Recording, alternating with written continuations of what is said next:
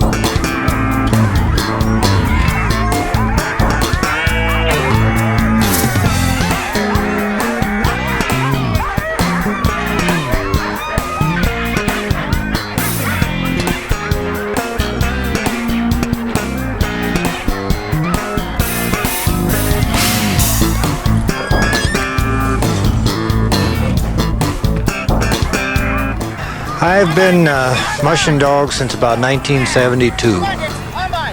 And how do you find various types of dogs? Well, I raise a lot of my own dogs and I buy dogs. I've been in dogs long enough to know what I like and what I'm looking for, and I breed for a specific type of dog, and I like to run a specific type of dog. And your dogs, what kind are they? They're called Alaskan Huskies. Alaskan Husky is a non-registrable breed.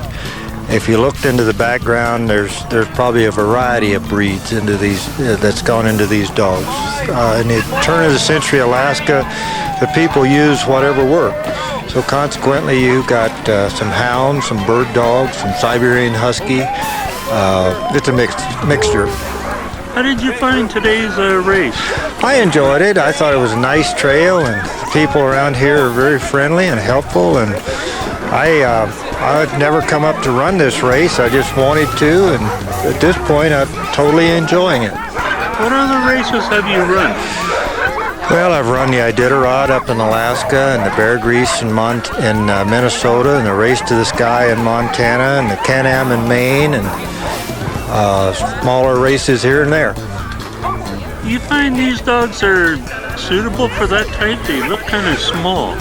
Well, a dog doesn't have to be a big, heavy animal to go over the snow at a good speed.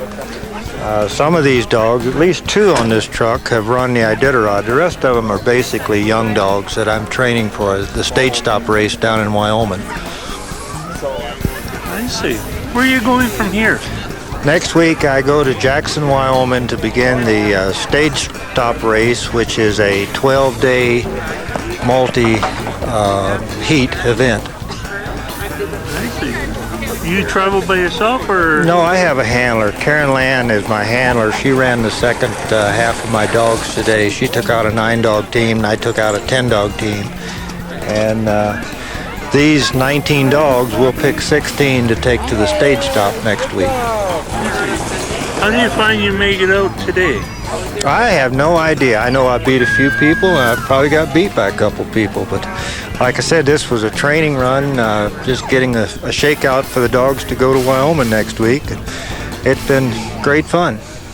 It just went like this, and the hook grabbed, and my head nearly went right into the sleigh like this. Jeez, I didn't even know he was there. By then, I was really sick. I was ready to vomit, you know.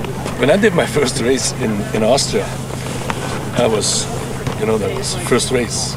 Got to do it somewhere. And it was pretty icy. So I had the wrong shoes.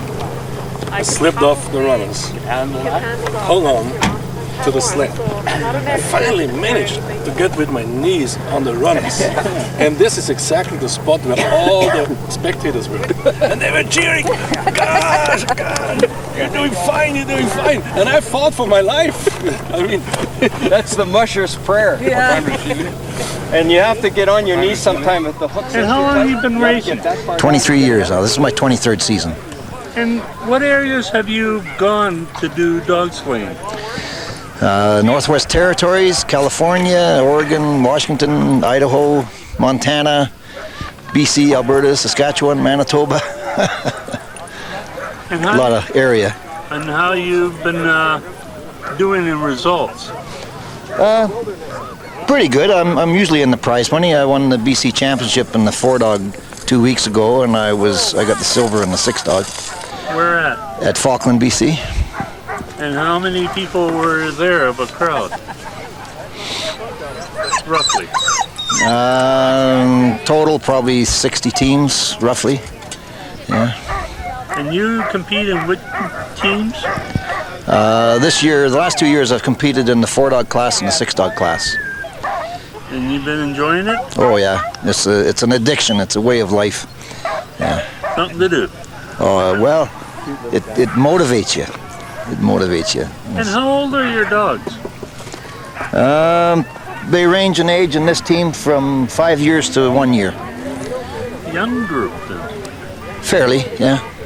Sprint dogs, usually they retire to the distance teams when they get a little older. They don't, it's just like a human athlete. They get more endurance but less speed as they get older. Yeah. Okay. Yeah. Thank you. You're welcome. And how many teams are there here? There's probably about 28, 26 teams, something like that altogether.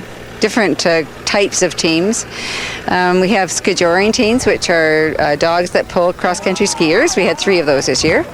And 15 6-dog teams, purebred class and a regular class, which is generally Alaskan Huskies. And we had there are 8 to 12 dog teams, and there were 7 of those this year. We expected more, but 3 or 4 didn't show up. But it was great. Everybody had a good time. The trail was good, and the weather was great. And what other activities are there for other people? There's kid and mutt races for kids. They were today. A weight pull for pets. And there was snow golf. There was a snowshoe biathlon. There were kids' games, setting up pot. I think they were boiling tea or making fires, something like that.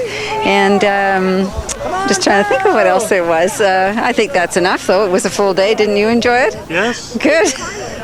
And how far is the farthest person on the team come in? Roughly. You mean from what distance have they come from out of town? I think, let me see, it would be Montana. We ought to be Montana or Wainwright, Alberta. I'm not sure which is further away, but that's about the distance. We expected some from Fairbanks that did not come, and one from Dawson City that did not come. So I think probably southern Montana or the far east of Alberta is the furthest away this year. Okay, thank you. You're welcome. Ready? Line is ready. Runner ready. Runner is ready. 3, 2, 1, go! Oh, look at this man go!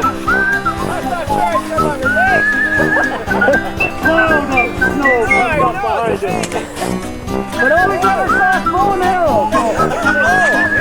Oh, look at this guy go! Oh, 15 seconds and he's gonna be there before 30 seconds! Holy man, a ringer! Look out, Paul! 30 seconds! Oh, you let it go, aren't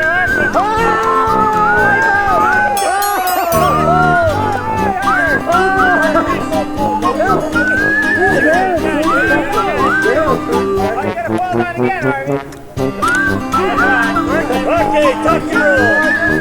He's still under a minute. Still under a minute. 1 minute. Come on, Larry. You can do it.